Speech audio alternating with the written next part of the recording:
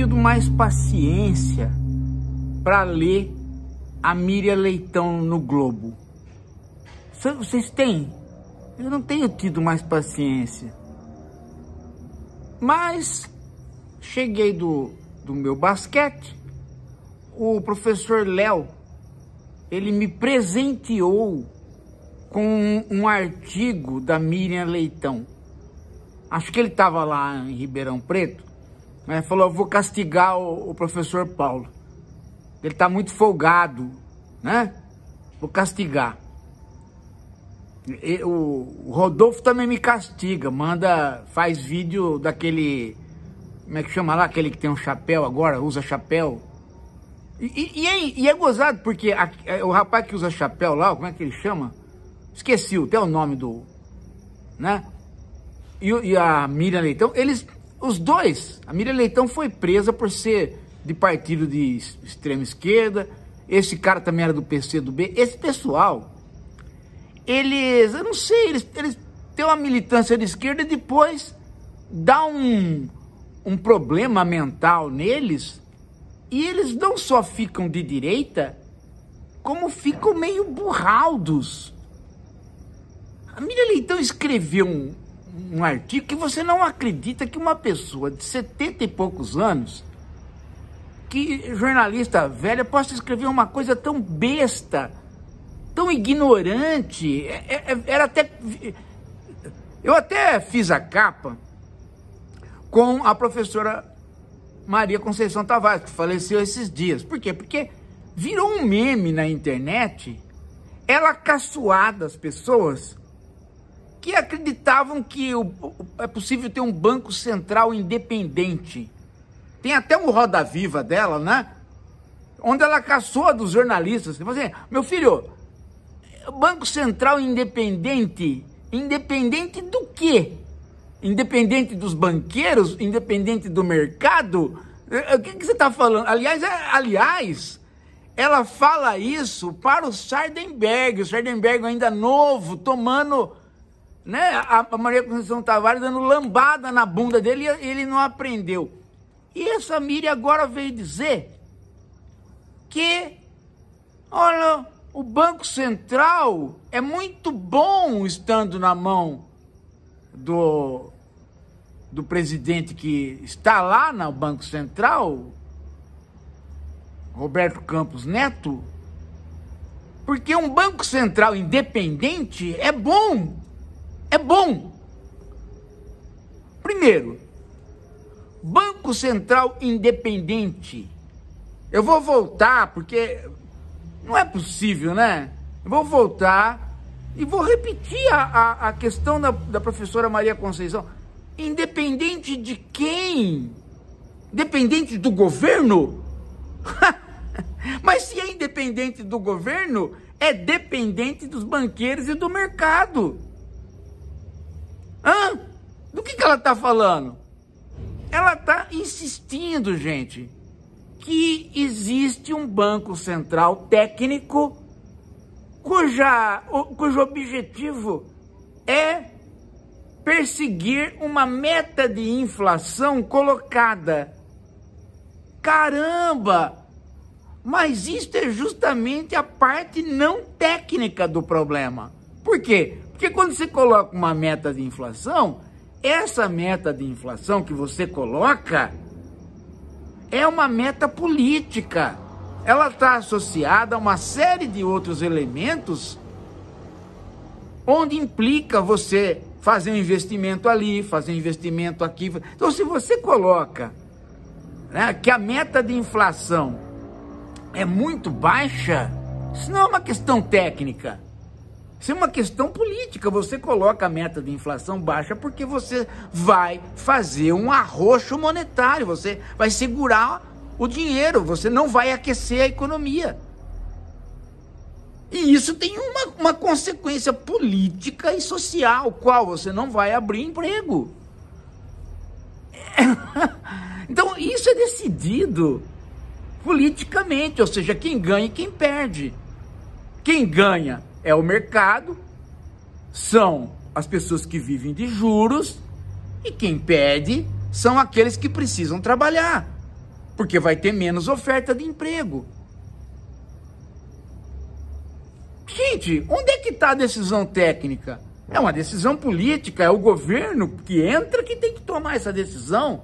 Agora, achar que você pode ter essa decisão, independente do governo que entra, isso fica a cargo do Banco Central, porque ele seria técnico, é achar que a economia é independente dos homens, independente das pessoas, que as coisas vão acontecendo.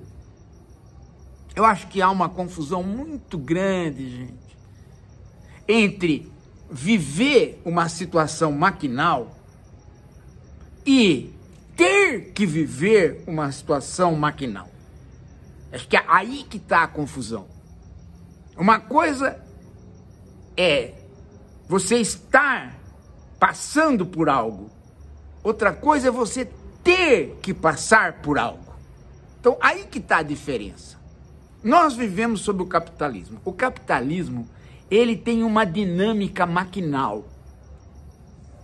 Ele tenta escapar da nossa vontade e fazer a vontade do capital, que é crescer, de modo que cada um de nós seja um agente da decisão do capital. Então, ele tem um caráter maquinal. E isto é a nossa vida. Agora, este caráter maquinal, ele não pode ser tomado uma coisa que tem que ser assim. Ele tem que ser tomado como uma coisa que nós estamos passando, mas não tem que ser assim. Em outras palavras, nós temos uma possibilidade nossa de entortar as coisas para o nosso benefício e não para o crescimento contínuo do capital. Em outras palavras, nós, pessoas, temos vontade.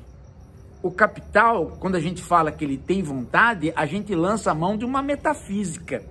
A gente lança a mão de uma ideia de que ele faz tantas coisas maquinal que ele parece ser um ser. Mas os seres vivos somos nós. Nós é que temos desejo, vontade, e nós é que temos que conduzir a história. E como é que a gente conduz a história? A gente cria instituições que possam dizer para o capital: pera lá, meu amiguinho, tá? A gente pode fazer com que existam instituições que tentem, né, diminuir o automatismo do capital. E uma das instituições que pode fazer isso é o Estado. E dentro do Estado, o Banco Central, a chamada política monetária. E isto é o que nós podemos fazer a partir das eleições. A gente elege um governo que diz que vai mexer na política monetária. E foi o que nós fizemos. Elegemos o Lula para ele mexer na política monetária e dizer para o capital que ele não vai funcionar como uma máquina nos massacrando. É assim que funciona. Agora, parece que a Miriam, ela foi engolida pelo aspecto maquinal. Então tem um aspecto maquinal, ela não consegue fazer a crítica desse aspecto maquinal, e ela toma as coisas como se realmente as coisas tivessem que funcionar nesse aspecto maquinal que ela não compreende. Então tudo que o Estado puder fazer para quebrar este aspecto maquinal que a nossa vida tem, ela acha errado. Em outras palavras, ela acha que a economia e o capital são a mesma coisa. O caráter maquinal é do capital, não da economia. A economia somos nós que fazemos, com elementos vários, inclusive o Banco Central. Tornar o Banco Central independente é fazer com que ele fique tão maquinal quanto o capital. Aí ele só trabalha em função do capital. Aí a vida vira realmente uma máquina que escapa das nossas mãos. E é isso que a democracia não quer que aconteça. A democracia quer que o poder esteja nas nossas mãos, de modo que a gente possa eleger um governo que mexe na possibilidade do capital. Ele que acumule menos. Ele tem voracidade de acumular, ele que se acostume ao fato de que nós humanos queremos viver melhor. Esse é o jogo. Esse é o jogo entre o determinismo de um modo de produção e o elemento humano que vai tentar quebrar esse determinismo. Eu acho que a Miriam não entendeu essa coisa simples. Então ela acha que, como ela fica dentro da maquinaria do capital e não entende o capital, ela acha que essa maquinaria, esse funcionamento capital não é do capital, esse funcionamento maquinal não é do capital, é da economia. Então eles tomam a economia como uma coisa que anda sozinha. Todas as vezes que alguém tenta conduzir a economia para um outro rumo, quebrou a natureza das coisas. Esse pessoal, gente, eles estão no século XVIII. Eles acreditam realmente que existe um mercado que funciona na maior da racionalidade possível. Eles acreditam realmente que forças contrárias, né, na somatória, dão uma coisa boa para nós. Não necessariamente, gente. É um negócio tão infantil esse pensamento. Hoje, né, no século XVIII, mas hoje ele é infantil. Porque nós estamos aí há 200 anos, onde as intervenções do Estado sobre a economia são variadíssimas. E algumas funcionam e outras não funcionam. Por exemplo, uma intervenção. O governo americano fez o New Deal, um novo tratado. E com esse novo tratado ele jogou dinheiro para as comunidades e aqueceu a economia das comunidades. Ele entrou no mercado. Ele mexeu com o mercado. Ele quebrou a dinâmica do capital.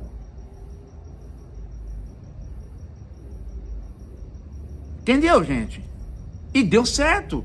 As comunidades fizeram muita coisa durante aquele período através do dinheiro que foi injetado, né? E os Estados Unidos teve um boom de desenvolvimento humano. Não, né?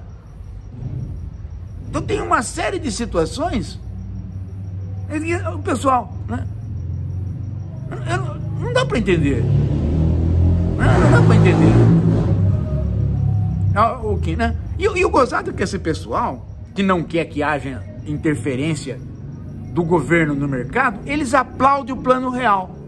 Pô, o Plano Real foi uma baita intervenção do governo em toda a sociedade. Mudou o dinheiro, mudou tudo. Agora não pode mais mexer. Se mexer, vai voltar a inflação. Vai voltar, né? Está voltando, não se sabe de onde, né? Se aquece a economia, não necessariamente volta a inflação. Não é os preços vão subir só porque as pessoas têm dinheiro na mão. Não é assim que funciona. Olha, eu estou desconfiado que aquele cara tem dinheiro. Então eu vou cobrar mais dele. Isso é uma visão infantil de como é que a inflação aparece. A inflação tem vários elementos para aparecer. Os economistas, inclusive, estudam isso e mostram que tem, né, 4 elementos. Já fiz vídeo sobre os 4 elementos da inflação. Agora vem a Miriam, fala uma coisa dessa no meio dessa situação, onde o Lula está lutando aí para baixar o preço do dinheiro, ou seja, o preço dos juros, que eu já expliquei o que é no vídeo anterior. Tem dó, né, gente? Tem dó. O jornalismo não pode continuar desse jeito. As pessoas não podem continuar querendo ser burras. A Miriam tá com o chapéu de burro na cabeça e tá teimando. 70 anos, pô, não é possível. Não aprende. Meu Deus do céu, viu? Desanima. Essa mulher desanima qualquer um. Acho que e veja, ela não aprendeu a pentear o cabelo ainda, né? Aquele cabelo tudo, né? Daqui a pouco a gente volta.